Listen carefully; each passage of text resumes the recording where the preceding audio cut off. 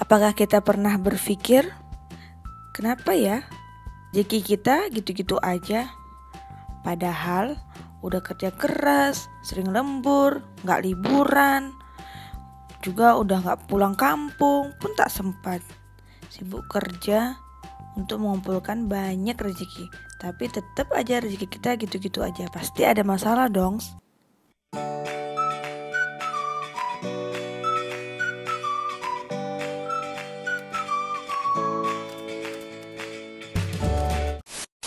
Assalamualaikum warahmatullahi wabarakatuh. Hai teman-teman, jumpa lagi dengan aku Nabila Faiha.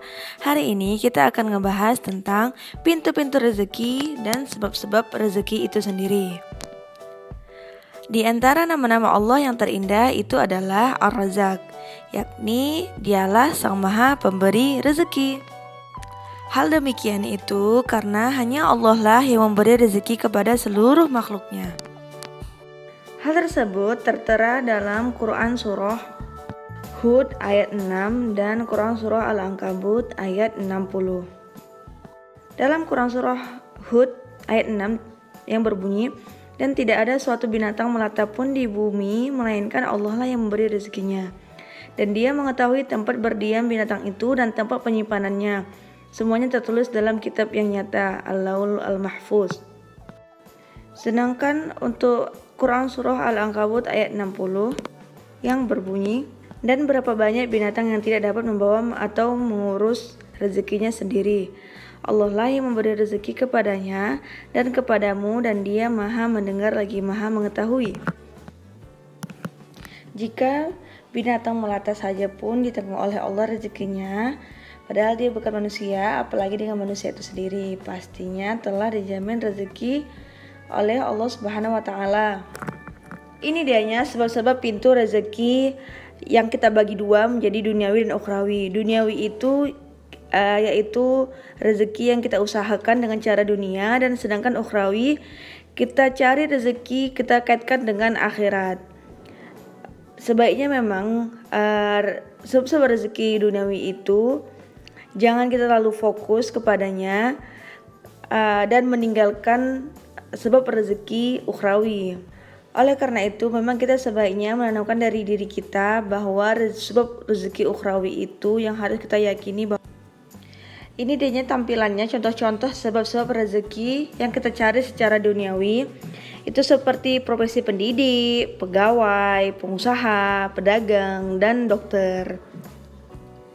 Kemudian fokus pembahasan kita ini sebenarnya kan sebab pintu rezeki ukhrawi. Ya kan, sebenarnya hampir 80% rezeki kita itu disebutkan dari pintu rezeki ukhrawi dan hanya 20% dari pintu rezeki duniawi. Pintu rezeki ukhrawi itu bisa jadi sebab rezeki yang lebih kuat yang mendatangkan rezeki untuk kita daripada sebab duniawi, tapi tetap banyak yang melalaikannya. Sedangkan untuk pintu rezeki duniawi itu banyak orang-orang yang lebih mengutamakan duniawi, tidak bakti dengan orang tua, gak bisa pulang kampung, alasan yang sibuk. Kemudian ada dia 5 sebab rezeki ukhrawi. Yang pertama, berdoa kepada Allah Subhanahu wa Ta'ala. Yang kedua, bertakwa kepada Allah. Yang ketiga, bertawakal hanya kepada Allah. Yang keempat, menjalin silaturahmi. Dan yang kelima, banyak-banyak bersedekah. Yang pertama adalah berdoa kepada Allah Subhanahu wa Ta'ala. Ini tertera dalam Quran Surah Al-Ankabut ayat 17. Maka mintalah rezeki itu di sisi Allah dan sembahlah Dia dan bersyukurlah kepadanya, hanya kepadanya lah kamu meminta. Yang artinya sesungguhnya apa yang kamu sembah selain Allah itu adalah berhala, dan kamu membuat dusta. Sesungguhnya yang kamu sembah selain Allah itu tidak mampu memberi rezeki kepadamu. Kita sebagai seorang mukmin, berdoa itu adalah senjata utama kita. Jadi bukan dijadikan sebagai senjata terakhir. Karena banyak orang-orang yang mendudukkan berdoa itu sebagai senjata terakhir. Jadi dia sudah berusaha, akhirnya mentok, nggak tahu mau ngapain, alhasil dia baru berdoa. Padahal Imam Syafi'i berkata tentang keajaiban doa, apakah kau meremehkan dan menganggap enteng doa tidak tahu apa yang bisa dilakukan oleh doa. Berapa banyak orang setelah berdoa maka Allah bukakan pintu rezeki untuknya. Untuk sebab rezeki yang kedua yaitu bertakwa kepada Allah. Ini sesuai dengan Quran surah At-Talaq ayat 2-3. Tapi di sini aku akan bacakan yang ayat kedua aja. Wa may yattaqillaha yaj'al lahu makhraja. Jadi barang siapa yang bertakwa kepada Allah, niscaya dia akan baginya jalan keluar dan memberinya rezeki dari arah yang tidak dia sangka-sangka. Caranya bagaimana? Ya bertakwa kepada Allah, menjalankan semua perintah Allah dan menjauhi semua larangannya. Bahkan sebagian ulama berkata, jika seseorang meraih rezeki dari arah yang tidak sangka-sangka, ketahuilah itu adalah tanda bahwa ia bertakwa kepada Allah. Jadi, apakah kita termasuk orang yang mendapatkan rezeki dari arah yang tidak disangka-sangka? Ditambah lagi, Rasulullah pernah bersabda, kalau seandainya engkau bertawakal kepada Allah dengan sebenar-benar takwa, maka Allah akan memberi rezeki kepada kalian sebagaimana Allah memberi rezeki kepada burung. Burung di pagi hari pergi dengan kondisi perut kosong, lantas balik dalam keadaan kondisi yang sudah kenyang. Bertawakal hanya kepada Allah, ini dia sebab rezeki yang ketiga. Jadi memang tawakal kepada Allah itu kita garis bawahi ya. Jadi kebanyakan orang itu dia bertawakal kepada pekerjaannya, dia tawakal kepada atasannya, kepalanya, bahkan bosnya. Jadi ini tergantung kita untuk kita imani hadis yang Rasul tadi katakan atau tidak. Tapi semoga kita termasuk orang-orang yang bertawakal hanya kepada Allah, tidak kepada yang lain, agar rezeki yang kita dapatkan itu pun rezeki yang berkah. Kemudian yang keempat itu menyambung silaturahmi. Itu Rasulullah pernah bersabda, barang siapa yang suka untuk dilapangkan rezekinya, untuk dipanjangkan umurnya, maka sambunglah silaturahmi.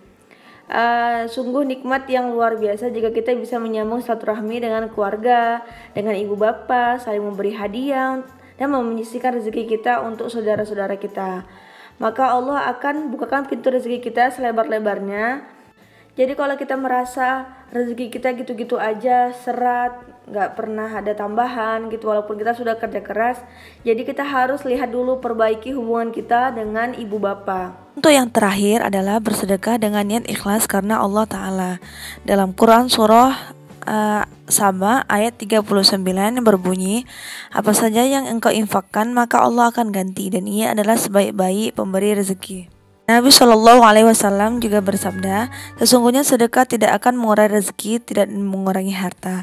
Memang secara zahirnya rezeki kita itu atau uang kita itu akan berkurang, padahal kenyataannya tidak.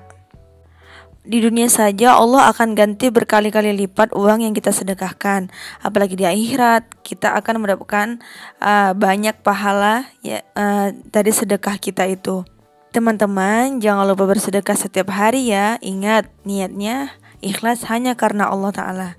Jadi semoga kelima sebab rezeki ukhrawi yang kita jelaskan tadi dapat kita pahami bersama, dan kita juga dapat jalankan untuk menambah rezeki kita semuanya.